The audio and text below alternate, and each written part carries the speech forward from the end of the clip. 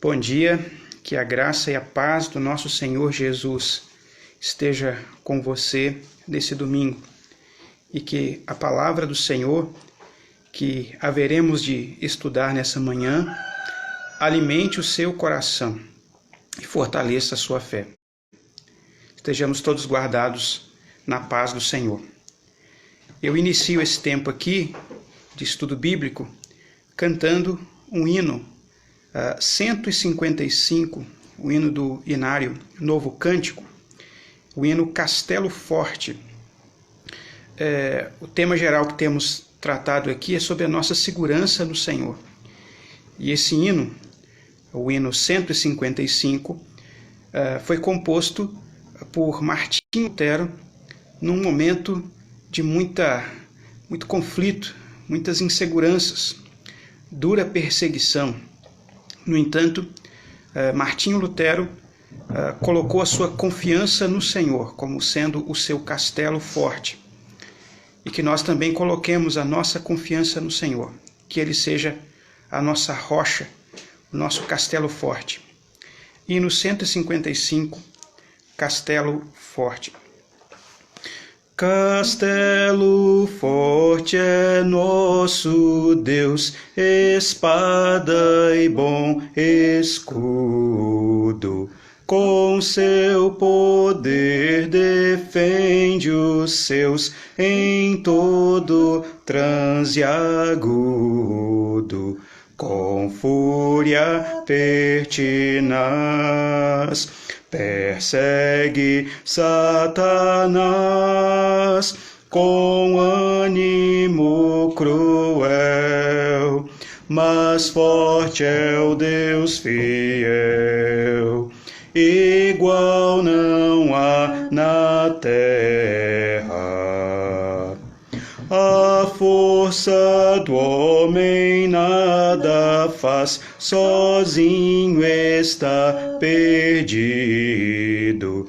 Mas nosso Deus socorro traz em seu Filho escolhido.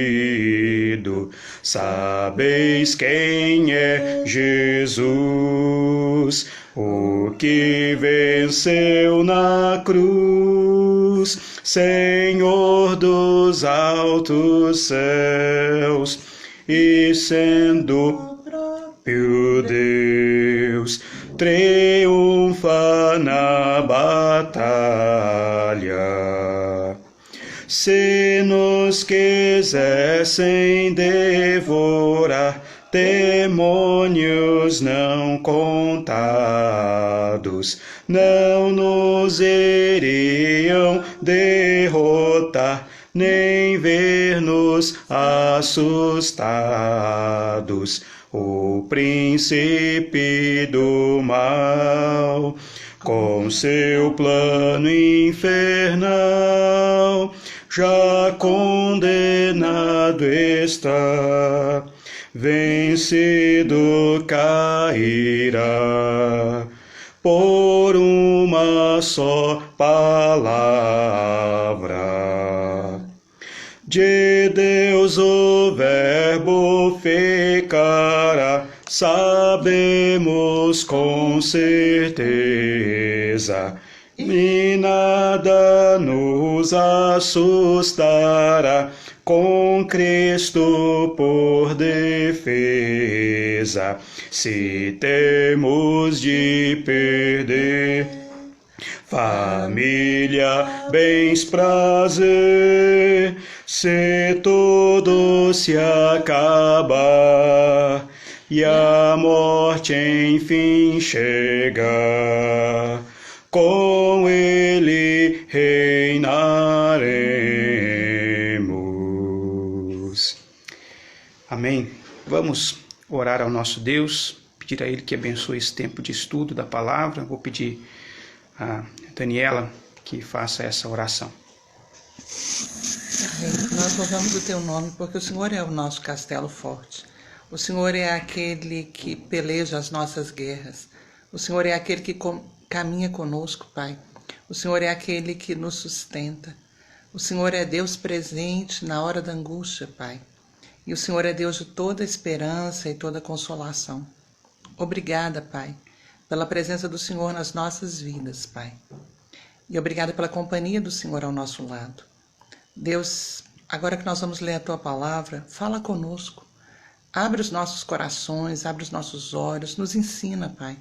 Nos orienta, nos fortalece, nos constrange com a Tua palavra.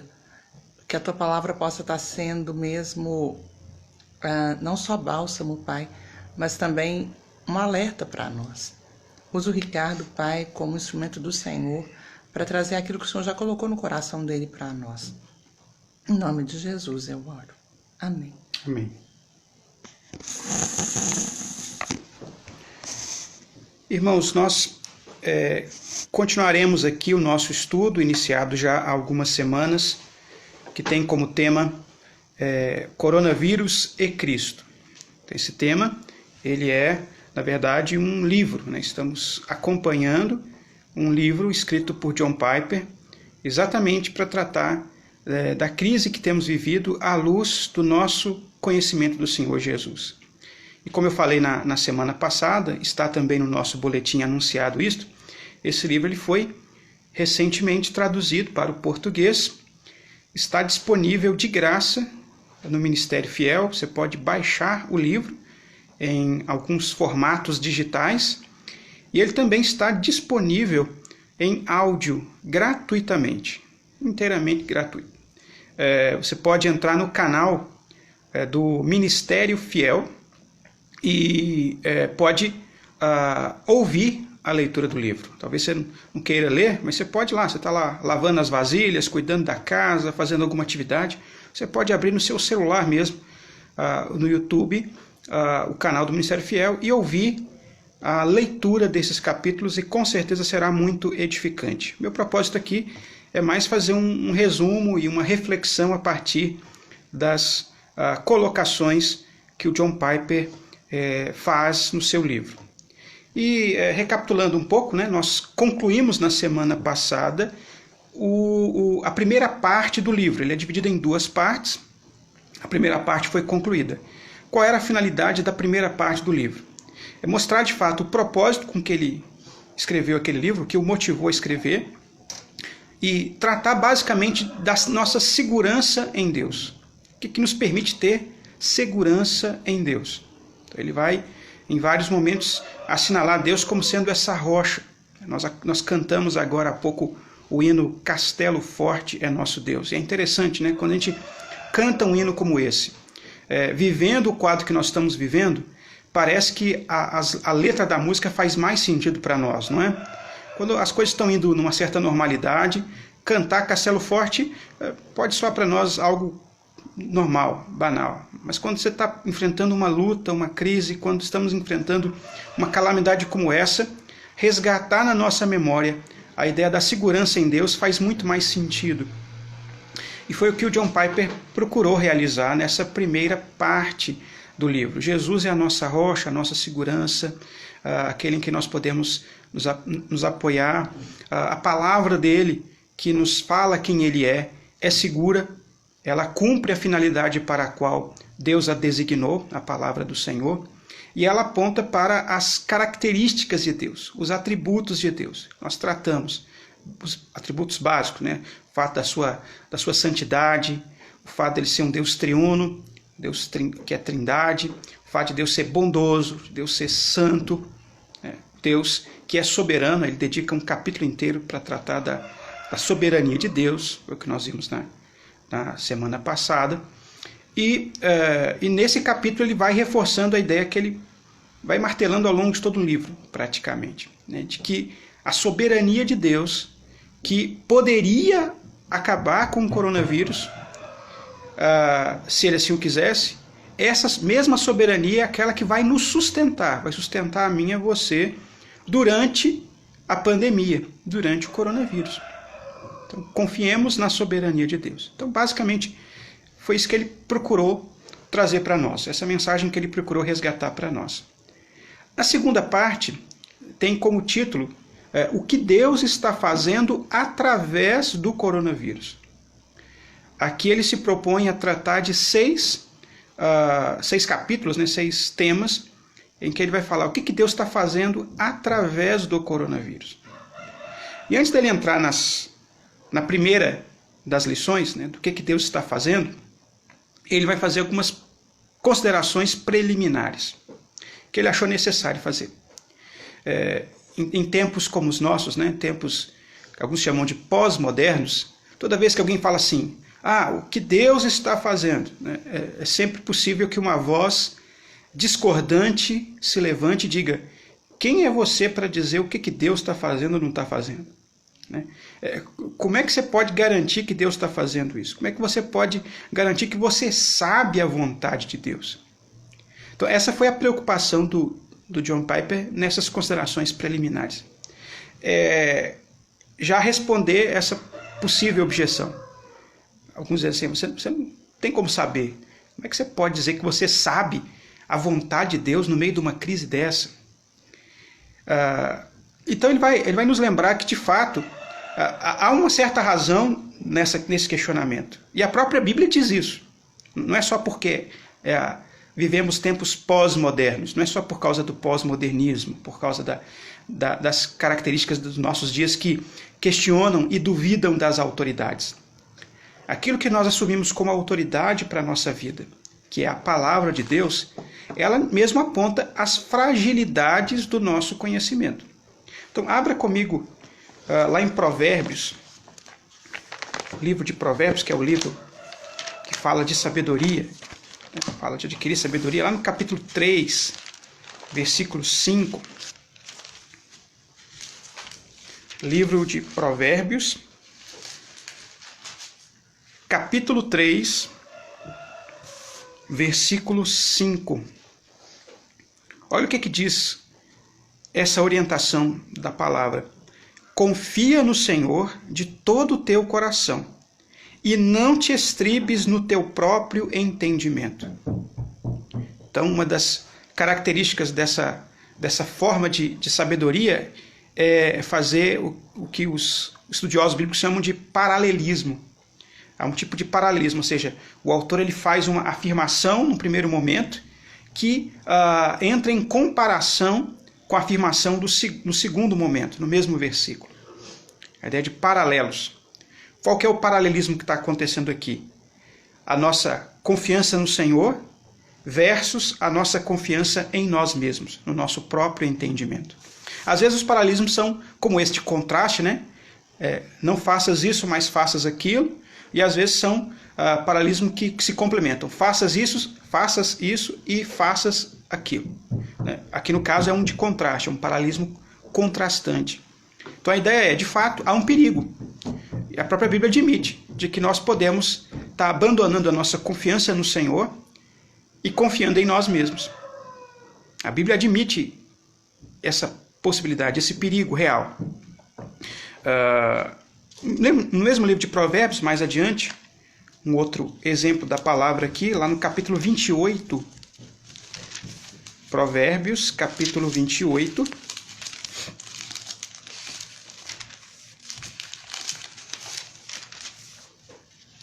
versículo 26. O que confia no seu próprio coração é insensato, mas o que anda em sabedoria será salvo. Então, mais uma vez, a ideia de contraste. Né? Cuidado, você está confiando no seu próprio coração, né? Isso é um perigo, é uma ameaça. E essa ideia de confiar no próprio coração está colocada aqui também nessa ideia de paralelismo, em contraste com andar em sabedoria. Ou seja, da perspectiva de Provérbios, uma das características de alguém que anda em sabedoria é de que é alguém que não confia em si mesmo, que desconfia de si, desconfia da sua própria sabedoria, que não se estriba, né? Não coloca a sua confiança em si mesmo. Então, de fato, temos que concordar, de fato, há esse perigo mesmo. Pode ser que eu fale alguma coisa aqui que passe uma ideia de sabedoria, quando, na verdade, o que eu estou falando e transmitindo é algo que nada mais é do que uma confiança em mim mesmo. Mas, dito isso, dito isso, né, reconhecendo esse perigo, nós não podemos, por outro lado, por causa desse medo, ou por causa dessa possibilidade de confiarmos em nós mesmos, nós não podemos abandonar aquilo que a palavra diz claramente. Ele vai dizer que não é presunção, não é arrogância, não é autoconfiança dizer o que a Bíblia diz. Dizer o que está dito na palavra, dizermos o que dizemos apoiados naquilo que a Bíblia diz claramente. Ele vai citar como exemplo aqui a carta aos Efésios. Aí peço a você para abrir lá. Efésios capítulo 3.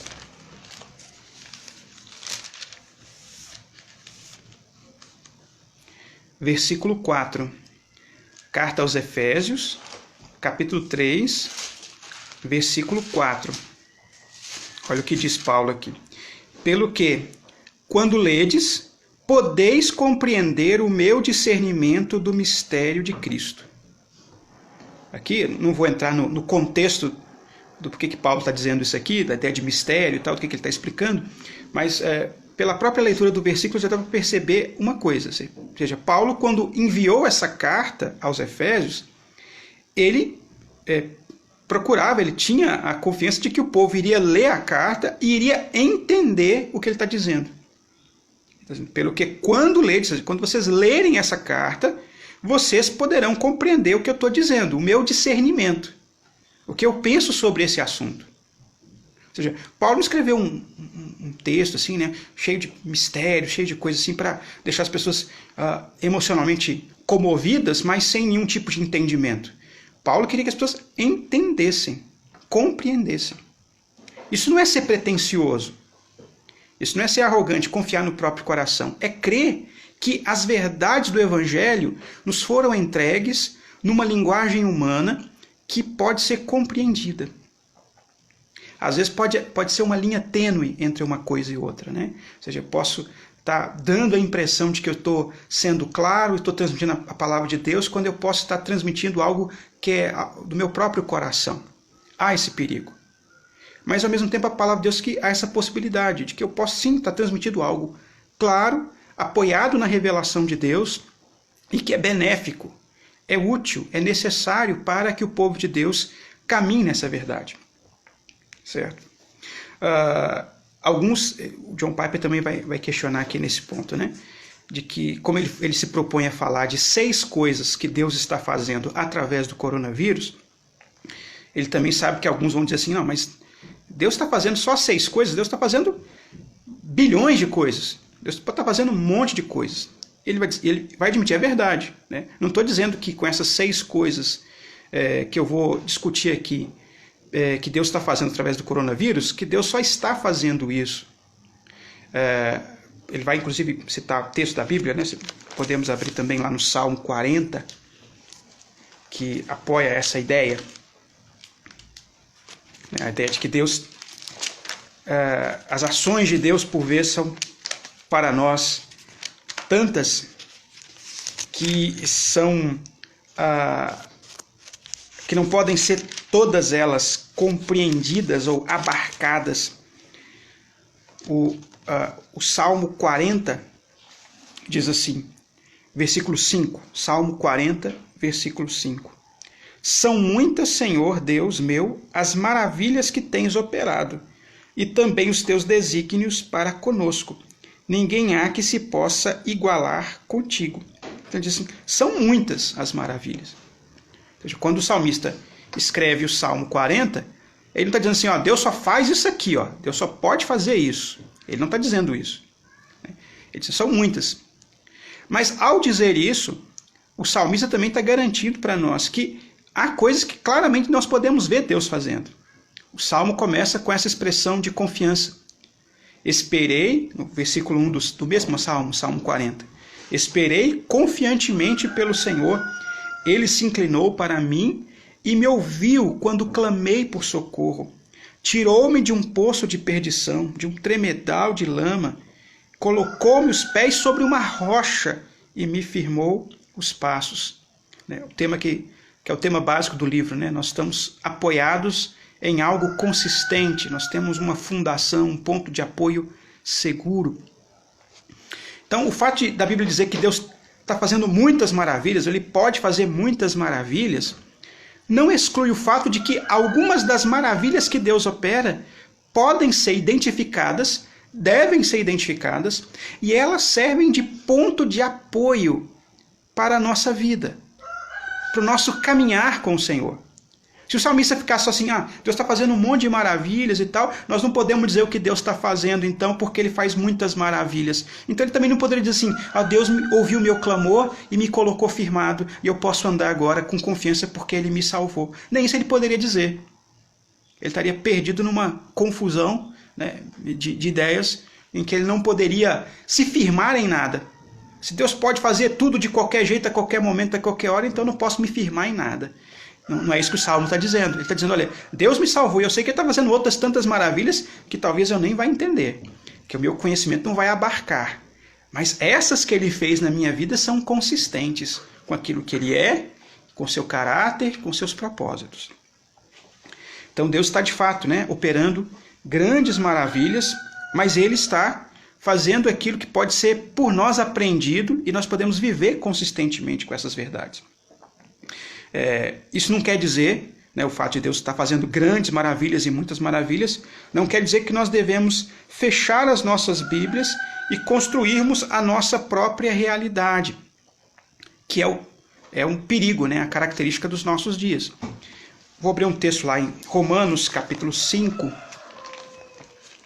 Nós vamos estar folheando bastante a Bíblia aqui, porque, claro, né, nosso propósito aqui é o estudo bíblico. E se tiver alguma coisa que não esteja clara, se irmãos quiserem interagir e fazer alguma colocação aqui pelo chat do Instagram, fiquem à vontade, talvez eu possa esclarecer. Romanos capítulo 5, né? Versículos 3 a 5. Carta de Paulo aos Romanos, capítulo 5, versículos 3 a 5. E não somente isto, mas também nos gloriamos nas próprias tribulações, sabendo que a tribulação produz perseverança, e a perseverança experiência, e a experiência esperança. Ora, a esperança não confunde, porque o amor de Deus é derramado em nosso coração pelo Espírito Santo que nos foi outorgado. Então, o que o John Piper vai comentar dessa passagem, ele não vai comentar a passagem toda, mas o que ele vai comentar aqui é essa palavra que aparece, sabemos. Sabemos. Eu não sei porque eu estou sofrendo especificamente com esse problema. Eu não sei especificamente por que eu estou sofrendo com essa enfermidade. Mas sabemos que toda tribulação, e nela estão incluídas inclusive as enfermidades gerais e o coronavírus em particular. Sabe, mas se eu tiver com coronavírus agora, se isso causar algum tipo de sofrimento, eu sei que os sofrimentos, as tribulações, elas produzem perseverança. Isso é o que eu sei. Eu sei com base na palavra de Deus. Deus está fazendo muitas maravilhas, de muitas formas. E dentro das maravilhas que Deus está fazendo, Ele pode inclusive permitir que eu contraia essa doença. E eu sofra com ela. E o que Paulo diz o sofrimento vai produzir de alguma forma perseverança. A perseverança, experiência. Nós sabemos que a esperança, ele vai dizer no final, a esperança não nos deixa confusos, perdidos. Nós sabemos que essa esperança vai se confirmar em nós, porque nós já temos em nós a presença do Espírito Santo confirmando isso. Então, ele está contra-argumentando aqui essas possíveis oposições. Você não pode dizer o que Deus está fazendo com o coronavírus, você não pode afirmar essas coisas. Com base na palavra de Deus, podemos. E, na verdade, devemos. E, na verdade, essas afirmações básicas servem para nós, como povo do Senhor, como aqueles que creem nesse Senhor, a atravessarmos esse momento. E não apenas nós atravessarmos, mas ajudarmos os outros, ajudarmos a própria sociedade na qual nós estamos inseridos, realizando a missão que Deus nos chamou, numa sociedade que muitas vezes está tão perdida, tão desnorteada, a também atravessar esse momento com uma confiança que não vem de nós mesmos, uma confiança que vem do próprio Deus. Certo? Então aqui ele basicamente resolve, né? Ele resume os seus argumentos contra esses argumentos que podem questionar se nós podemos ou não afirmar o que Deus está fazendo. Então, nós podemos. Pelo menos algumas coisas nós podemos, talvez não tudo, mas algumas coisas nós podemos. Ele se concentra a partir de agora em 6 ações de Deus através do coronavírus. O que Deus está fazendo através do coronavírus? E agora eu vou propriamente, já passando aí os pensamentos preliminares, para o capítulo 6. Esse capítulo 6 tem como título Ilustrando o Horror Moral. Ilustrando o horror moral. Então, resumidamente, qual é a primeira resposta? O que Deus está fazendo através do coronavírus? Primeira resposta, das 6. Deus está dando ao mundo, neste surto de coronavírus, assim como em todas as outras calamidades, uma ilustração física do horror moral e da feiura moral do pecado desdenhoso. Vou repetir. Deus está dando ao mundo, neste surto de coronavírus, assim como em todas as outras calamidades, uma ilustração física do horror moral e da feiura moral do pecado desdenhoso. Então, o que ele vai fazer nesse capítulo, basicamente, é fazer um paralelo entre o que ele vai chamar de horror moral, ou seja, nosso pecado contra Deus, e consequências físicas que vêm desse pecado, dessa quebra moral contra Deus. E mostrar que as duas coisas estão, de certa forma, ligadas. Há uma ligação. E isso é apoiado, a Bíblia fala disso. A palavra de Deus fala dessa ligação. Uma quebra moral que está relacionada com uma dor física, com consequências físicas. Aqui mesmo, eu abri agora há pouco Romanos 5 e a mantive aberta. Eu vou voltar em Romanos 5. Se você puder aí, se você fechou, pode voltar lá em Romanos 5, versículo 12. Romanos capítulo 5, versículo 12.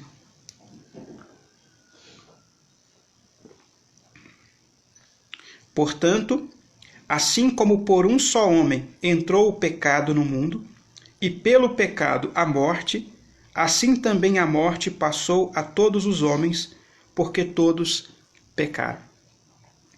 Aqui o apóstolo Paulo, dentro da linha de argumentação que ele faz nesse evangelho, né, eu estive pregando, né, há mais tempo atrás sobre toda a carta de Paulo aos Romanos, nos nossos cultos dominicais, e sempre insistindo nesse ponto, né? O que Paulo está querendo nessa carta? Ele está querendo dizer o que é a justiça de Deus.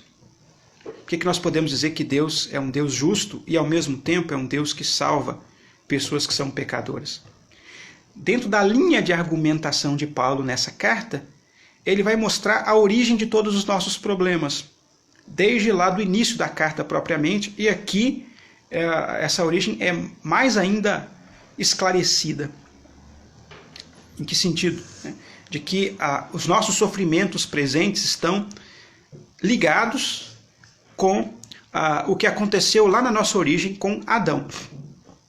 Aqui ele chama aqui nesse versículo de esse um só homem, esse primeiro homem que aparece na história. Através desse homem, do primeiro homem, Adão, entrou o pecado no mundo. Pecado remete a uma quebra moral, a quebra de um código. Pecado é uma falta moral. E Paulo vai, na sua argumentação, mostrar o tempo todo que essa falta moral, essa quebra moral, que é chamada na Bíblia de pecado, quebra moral contra Deus em primeiro lugar, e que também vai afetar os nossos relacionamentos, tanto dos homens entre si, quanto do ser humano com a criação de Deus. Essa quebra moral é algo gravíssimo, algo de grande gravidade. Nós vivemos dias, nossa cultura, que tendem, esses nossos dias, nosso tempo, tende a minimizar a ideia de pecado e até mesmo de excluir a ideia de pecado, a ideia de uma quebra moral. De várias maneiras, mas em todas elas há essa característica, de dizer assim, quando a Bíblia fala de pecado, quando os crentes falam de pecado, Não é algo assim. Não é algo tão sério assim. Mas a Bíblia trata de pecado assim com extrema seriedade. E a argumentação de Paulo aqui, em toda a carta aos Romanos, em todas as suas epístolas, na verdade, na pregação apostólica, tratava isso com muita seriedade. Basta você ler, você pode fazer a experiência e pegar o livro de Atos dos Apóstolos e ler o livro de Atos e se deter ali na sua leitura nos momentos onde os apóstolos pregavam a palavra de Deus para as pessoas. Onde há sermões descritos, pregações descritas. Você vai ver que não há sermão ali no qual você não observe os apóstolos chamando o público ao qual eles se dirigem a reconhecer o seu pecado, numa atitude que é chamada na Bíblia de arrependimento. Não existe praticamente pregação apostólica sem uma chamada ao arrependimento. O apelo apostólico, o apelo da pregação dos apóstolos em Atos, é para que eles basicamente reconheçam a gravidade da sua falta moral e se reconciliem com Deus.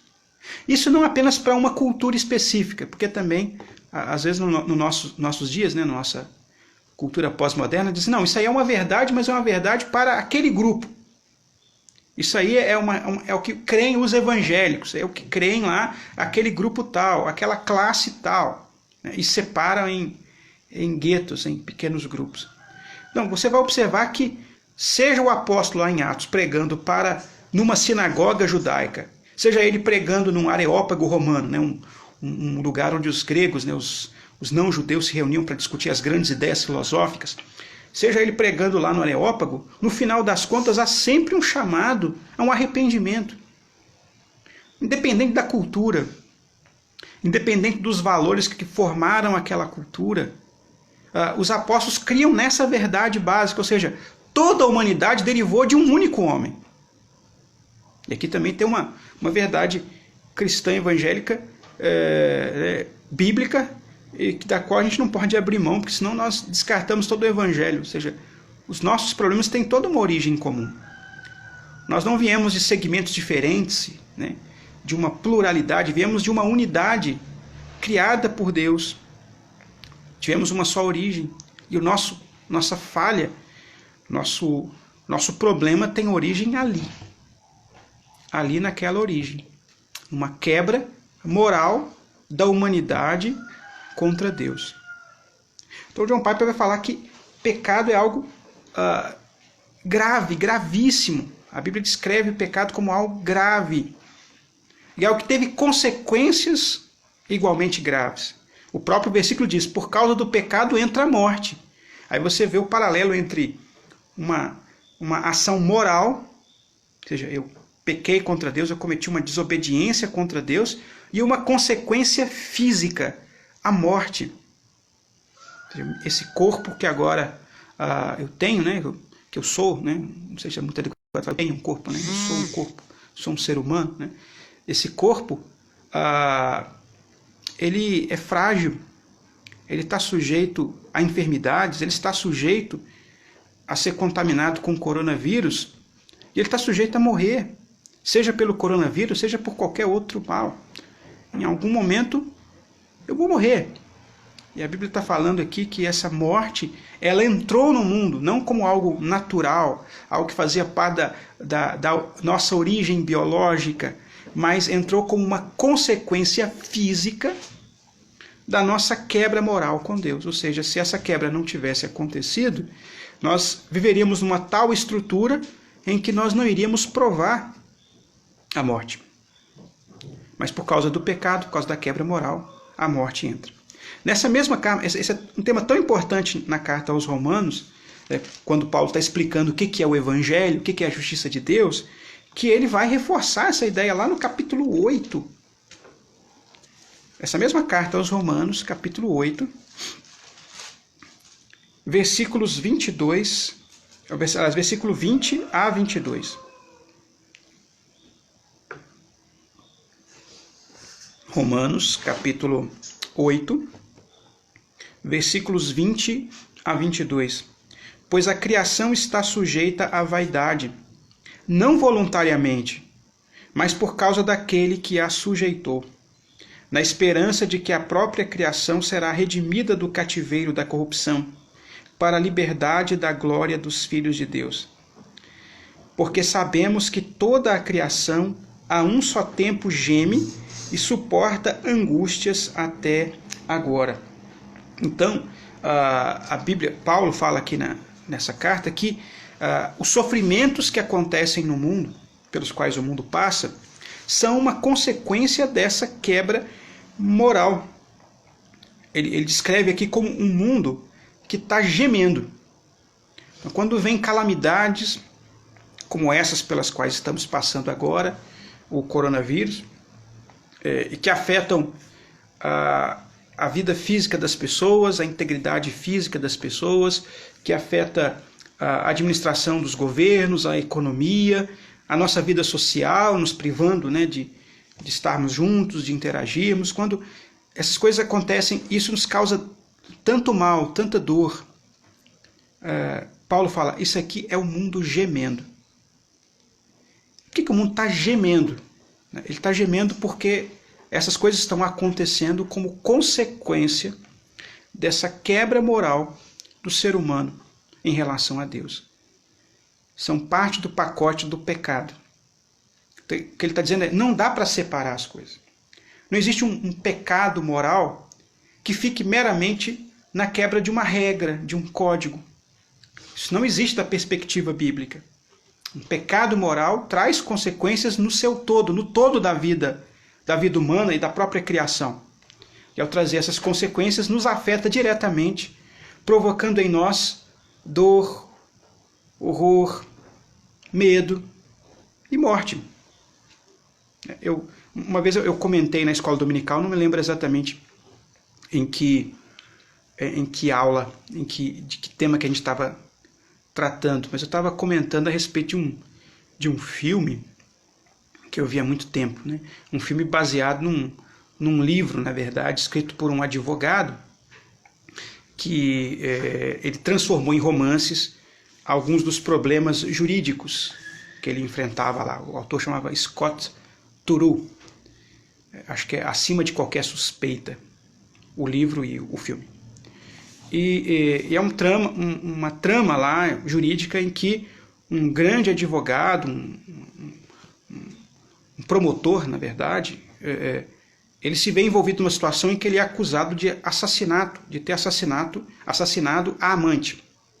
Teve um caso e tal, havia terminado esse caso já, e a amante aparece morta, e todas as provas ao longo da trama vão apontando para ele, né? E há uma série de questões jurídicas lá que são tratadas. Mas há um momento lá que, por causa de uma manobra jurídica mesmo, que acontece, ele acaba sendo inocentado. Embora ainda pairam dúvidas, porque haviam provas bastante consistentes que apontavam para ele. E ao final eu estou dando aqui o spoiler, né? Estou entregando aqui, mas é um filme velho já. Já tem muito tempo esse filme, esse livro. Mas ao final, ele, por uma questão doméstica lá, cuidando da casa, ele vai acabar descobrindo que a mulher dele havia cometido aquele assassinato e havia plantado aquelas provas, a princípio não com a intenção de condená-lo, mas meio que de assustá-lo, alguma coisa assim, e ela havia se arrependido. Né? E ele descobre aquilo, aí ele vai, na interação com a esposa, ele vai descobrindo como é que aquelas provas foram plantadas de forma tão convincente.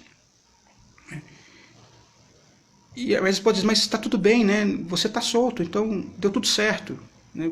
Você voltou para mim, voltou para casa, e a justiça te inocentou, então não há punição. Né? Ela quis dizer alguma coisa assim, né? Deu tudo certo no final das contas. A amante que estava chantageando o jeito morreu, o marido voltou para casa, ele não vai mais para a cadeia, enfim, e certo. E o filme termina com essa frase, olha, houve um crime, houve um julgamento, e termina com essa expressão, e há punição. Há punição. Talvez não a punição dos homens, Mas há um tipo de punição. Há uma consciência que vai caminhar o resto da sua vida sabendo que fez o mal, que cometeu o mal. A Bíblia fala basicamente disso, ou seja, não dá para separar, não há pecado sem punição, não há pecado sem consequência, não há pecado sem que não cause algum tipo de dor. E a morte é a lembrança disso. Agora ele vai dizer o seguinte, olha, nós como crentes no Senhor, nós temos, nesse quadro, nesse cenário, nós temos esperança. Nesse mesmo texto aí, Atos 8, que eu li, né, lá no versículo 23, que é o versículo seguinte, fala, e não somente ela, né, a terra, geme, não somente ela, mas também nós, que temos as primícias do Espírito, igualmente gememos em nosso íntimo, aguardando a adoção de filhos, a redenção do corpo. Assim, tem uma diferença entre sofrer com o gemido da terra, né, para aquele que não crê em Deus, para aquele que está fora de Deus ali, e para aquele que crê em Deus. Ele fala, para você que crê em Deus, você não está isento de sentir os gemidos dessa terra, de sentir essa dor. Você não está isento. A terra geme, você geme com ela também. Seja você crente ou não, seja creia você em Deus ou não. Mas tem um diferencial. Né? Nós temos, por causa dessa presença do Espírito em nós, que ele vai chamar de primícias. Né? Primícias são os primeiros frutos. É como se o Espírito Santo dentro do crente já antecipasse algo que ele vai provar com plenitude depois. Quando vier a colheita mesmo. É como você passar numa árvore que está para dar lá alguns frutos, vamos imaginar lá, sei lá, jabuticabas, né? Você está lá passando e ainda não é o tempo da jabuticaba dar, mas você já consegue ver algumas jabuticabas já completamente formadas. E você vai lá e come aquela jabuticaba e ela é doce no seu paladar. E você olha e diz, olha, em algum momento eu vou passar debaixo dessa árvore e eu vou comer não apenas uma jabuticaba, mas eu vou colher um balde de jabuticabas. É o que Paulo está dizendo basicamente. Né? Hoje nós estamos provando essas jabuticabas de Deus aí, que estão sendo plantadas em nosso coração. Então, dão esse alívio para nós. Mas um dia nós vamos estar debaixo dessa árvore, que ela vai estar coberta desses frutos, e nós vamos nos esbaldar. Nós vamos comer à vontade desses frutos generosos. Mas por enquanto nós gememos. Nós gememos e esse nosso gemido ele ganha um certo alívio por causa de sabermos que Deus está conosco e de que Ele vai garantir que nós vamos atravessar esse sofrimento e participar dessa rica colheita. Então, há uma diferença entre sofrer os gemidos da terra como crente no Senhor Jesus e sofrê-los sem essa fé. Porque no primeiro caso há a esperança, a certeza, na verdade. Né? A esperança da qual a Bíblia fala não é uma esperança de que é possível, talvez aconteça. Não, é algo garantido já. E nós já antecipadamente, nós já comemos os primeiros frutos para sermos lembrados por Deus. Como que sendo lembrados por Deus. Olha, a colheita vem. Isso aqui é só um gostinho. É uma pequena antecipação do que eu estou fazendo, do que eu haverei de fazer. Deus falando para nós. Então, o que o Piper vai discutir nesse capítulo, no restante desse capítulo, é que, para nós, né, nós passamos por sofrimento, mas já com essa esperança. E por que nós participamos desse sofrimento? Eu reconheço a gravidade do pecado, já me arrependi como é o chamado de Deus para nós na sua palavra. Eu reconheço, Deus, meu pecado contra o Senhor é grave, eu me arrependo e entrego minha vida ao Senhor Jesus como Senhor da minha vida. Por que eu teria que então continuar sentindo dor se eu já reconheci a gravidade do meu pecado? Não era para assim ser automático, né? Eu reconheci, o pecado é grave e tal, então reconheci, criei, entreguei minha vida ao Senhor Jesus. Então a partir de agora é só bênção. E há algumas teologias que quase que dizem isso, né? Praticamente dizem isso. Né? Se você tem fé, se você crê em Deus, você não precisa sofrer. Você não precisa passar por desemprego, por enfermidades, por conflitos pessoais, relacionais, pela morte. Então ensinam a fé como uma espécie de passaporte já para um paraíso antecipado aqui e agora. Mas a Bíblia não fala isso. Ela fala assim, você também vai gemer.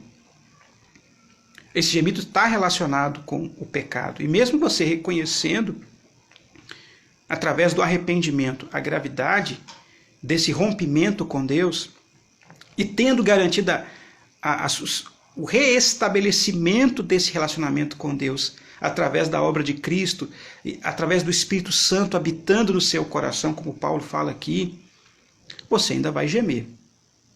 Então, a Bíblia fala desse propósito como sendo não um propósito punitivo.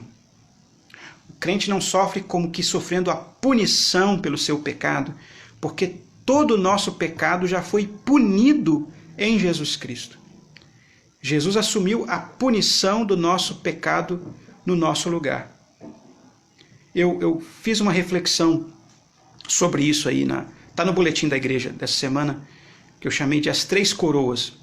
E eu fiz essa mesma reflexão na madrugada de ontem, né, na oração da madrugada da UPH, um pouco mais extensa, e coloquei essa reflexão, está até no meu canal lá no YouTube, tá lá, você pode ouvir de forma um pouco mais ampla a discussão, porque o espaço do boletim é muito pequeno, né, não dá para escrever muito. Mas eu queria assinalar nesse ponto isso, né, a ideia da maldição de Cristo, a maldição que Cristo recebeu, na verdade, por nós e que era nossa. Então essa está garantida, está lá em Jesus. É garantida por nós. Nós continuamos sofrendo, mas esse sofrimento não é para nossa punição, é para a nossa purificação, é para acertar os nossos passos com Deus. Em Romanos 8, esse mesmo capítulo que eu estou com a Bíblia aberta aqui, eu li lá os versículos 20 a 23, né? Mas agora observe o que Paulo diz no início desse capítulo. Qual que era o propósito, o que ele queria garantir quando ele estava escrevendo essa parte da carta aos Romanos. Romanos capítulo 8, versículo 1.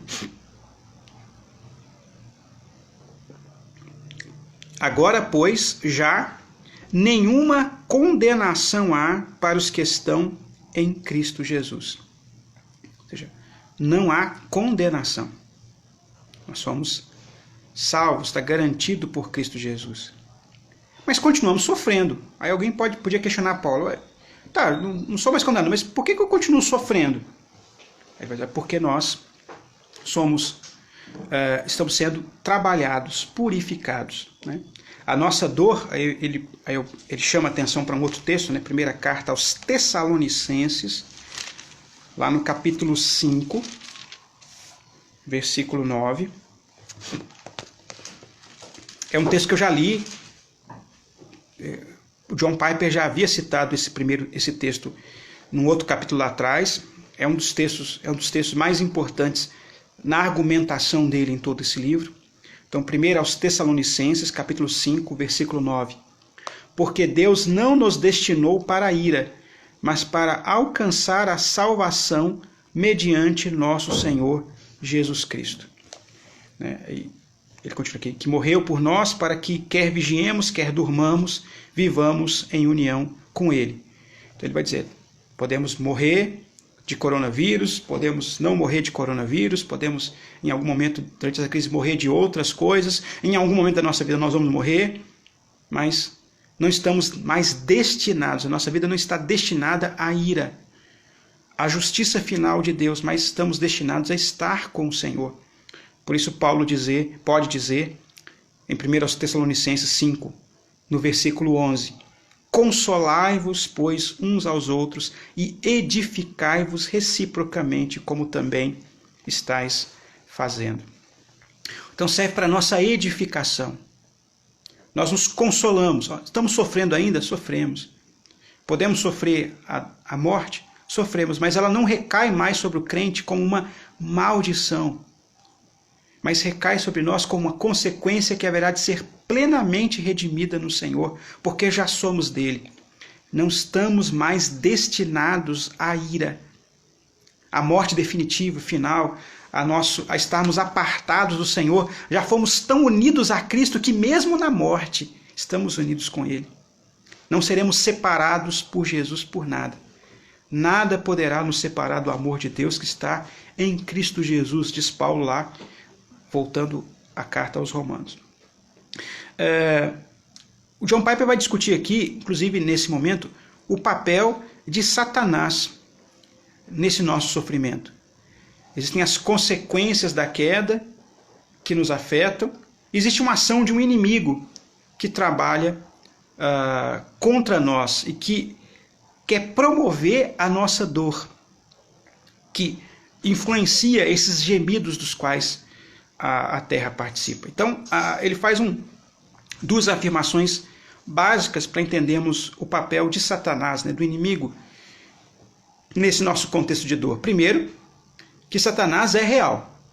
Satanás não é uma explicação fabulosa, mitológica, para explicar a origem do mal. Não é algum tipo de bicho-papão, que os pais inventam para assustar as crianças, para poder impedir que as crianças vão para a rua ou fiquem descuidadas, que elas fiquem alertas. Não é um tipo de invenção meramente para assustar as pessoas.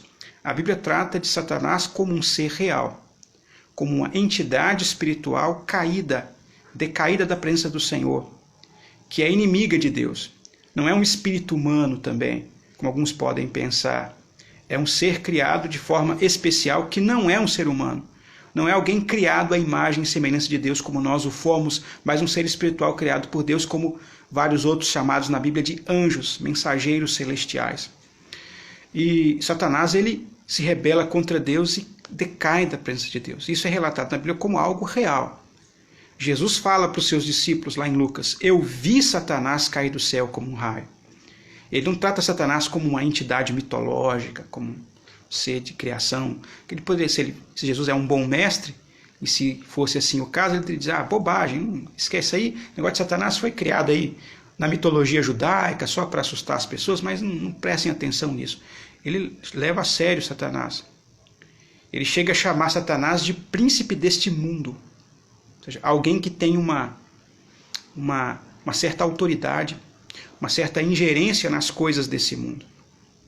Satanás não é o senhor desse mundo no sentido como Deus o é, no sentido de ser senhor da criação.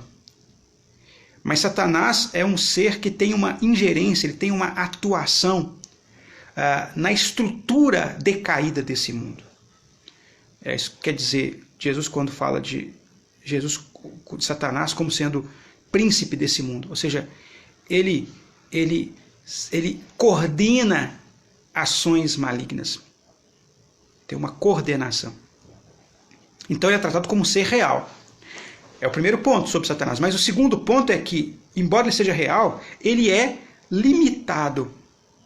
Ele é restrito. Ou seja, ele não tem o mesmo poder de Deus. Ele não compete com Deus de igual para igual. Ele não mede forças com Deus, ora ganhando de Deus, ora perdendo de Deus. Ele está também, enquanto criatura, debaixo da soberania de Deus. Então temos sempre que lembrar isso, que alguns podem dizer assim: o sofrimento é culpa do diabo. Num certo sentido, sim. Ele tem uma participação muito direta, muito presente no sofrimento. Mas ele não é senhor do sofrimento no sentido de que ele é um senhor, um Deus. Deus está acima de tudo, inclusive soberanamente, o sofrimento está debaixo da ordem de Deus.